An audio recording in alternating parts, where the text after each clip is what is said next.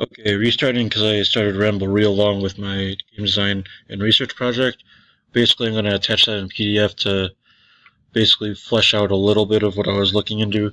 I have more or less of a idea of what I want to do for the research project, and it's either going to be working with Jack or Joe on what they initially proposed, which is particle system or interactable UI, or do a weird combination of two of like dumbed down versions of that. And yeah, well, you'll see what I have written there. If it's not enough, then I could talk to you after class. But or I might talk to you after class. Past that, I have the actual game loop or the game design document thing written up, which does very light explanation of what I want to do with it, with some possibilities and some things that I'm willing to sacrifice. So anything with a question mark or anything with the word possible next to it are things that I'm willing to just straight up shred. But what's mostly going to happen is I'm going to be going back to the Centiview project and re-implementing a lot of those things like the wave manager and so on and so forth from there. I like attractor mode. I really like attractor mode, so I kind of want to do that. Um, yeah, past that, here's the actual sprint for this week. Within the test pair, remove the actual B spheres and just do intersect from collidables and tools, and then show collision volume based off the collidable rather than the actual collision volume. Visualizer, very similar, but show collision volume grabs the volume and then calls the debug view. And debug view basically calls the show B sphere, show AABB. There's an AABB for the size and position world matrix. And then my commands actually take a new parameter of a enum class, so it knows which render to call in its execute.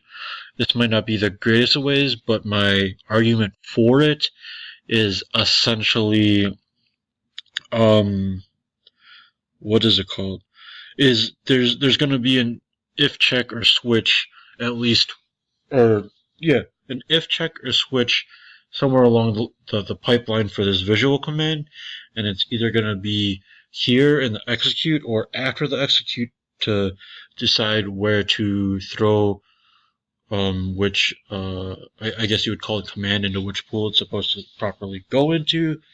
Uh, or another way I was thinking about is do a weird virtual command thing, but either way that still needs another pool. No, yeah, don't listen to the last part. That last part's weird. Anyway, um, past that, what else was there? There's the here's all the changes in math tool. So to begin with, there's the ABB versus ABB, so it does 3 axis checks, or the whatever that word is, interpolation check or something like that. I don't remember the word. Um, interval test, I think it was.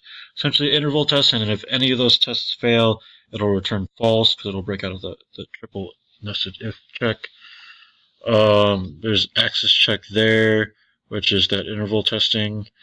Here's collision, or there's ABB versus B sphere, so you get that vector point, and then you get the distance squared and compare it to the radius squared, and if it's within that point's within the radius, then they're colliding.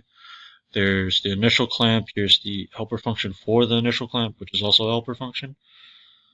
Here's the intersect for 2 collidables, which starts the whole visitor pattern of calling the intersect except of the first um, uh, collision volume, and then it just goes down the line from there.